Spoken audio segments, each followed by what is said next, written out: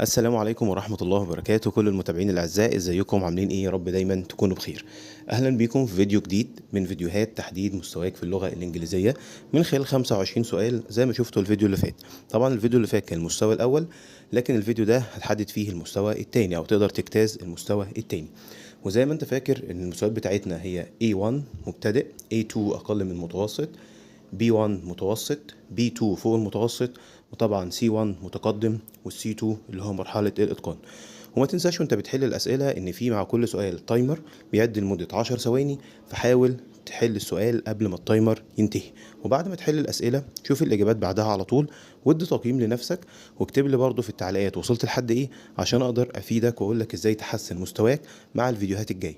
وطبعا كل مرة هننزل فيديو لمستوى معين، وممكن تسمع الفيديوهات كلها وتشوف مستواك في الاخر هيوصل لحد فين. وان شاء الله ان شاء الله مع بعض هتقدر المستوى بتاعك يتحسن شوية او هيكون افضل من الاول. يلا يا بطل، جهز للاسئلة.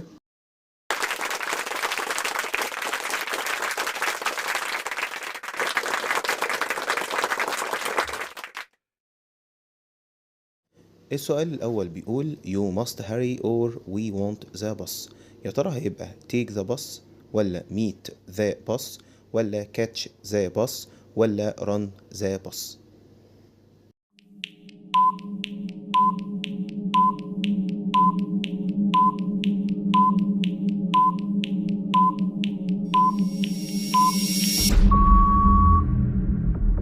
طبعا الإجابة الصحيحة هتبقى catch the bus، يعني يلحق بالأتوبيس.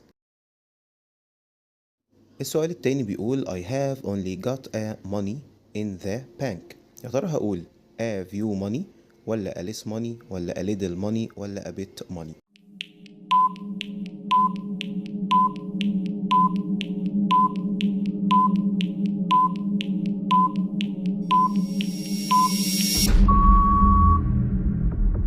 طبعا الإجابة الصحيحة هتبقى a little money، يعني مال قليل أو مال قليل ويكفي. السؤال التالت بيقول you to ring Aunt Soha to thank her for her present. يا ترى هقول must to ring ولا should to ring ولا ought to ring ولا can to ring؟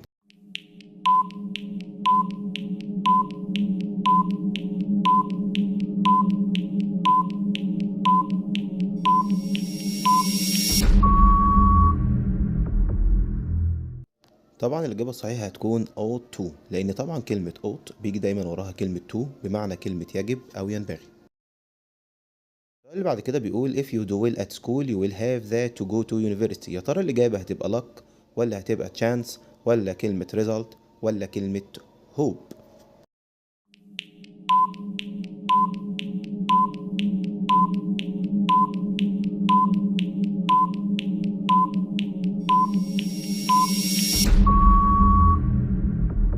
طبعا الإجابة الصحيحة هتكون كلمة chance، عشان بيقول لو أنت أديت بشكل جيد في الدراسة سوف تمتلك الفرصة للالتحاق بالجامعة. السؤال الجاي بيقول he would like football if he is free. طبعا هجيب بعد would like play ولا playing ولا to play ولا هختار كلمة plays؟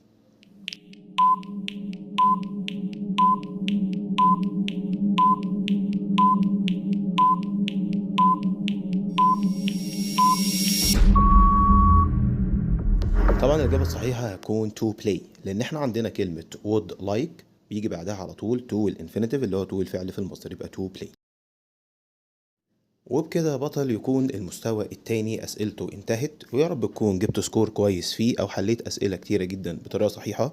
ولو أنت جاهز للمستوى التالت ما تنساش جهز نفسك عشان في فيديو جديد للمستوى التالت. وما تنساش تعمل اشتراك لو لسه ما عملتش اشتراك لحد دلوقتي، ويا ريت تعمل شير للفيديو عشان يوصل لأكبر عدد من الناس. ويا رب أكون فدتكم بحاجة.